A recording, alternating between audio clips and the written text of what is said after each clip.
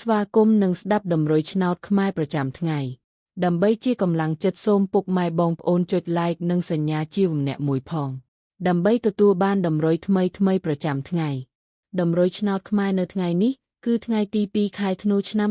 2025ដើម្បីកុំឲ្យខាតពេលយូរសូមស្ដាប់ដំរុយឆ្នោតពី admin មានលេខ54379724សម្រាប់ប៉ុស្តិ៍ ABCD សម្រាប់លេខ OZ admin មាន2គ្រាប់គឺ OZ ខ្ទង់70និង30សម្រាប់3លេខគឺ admin មាន2គ្រាប់ផងដែរគឺមានលេខ763គុណ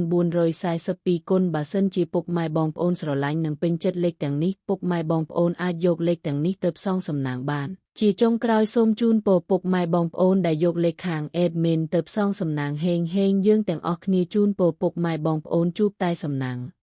និងសុខភាពល្អសូមជម្រាបលាជួបគ្នានៅថ្ងៃស្អែកបន្តទៀត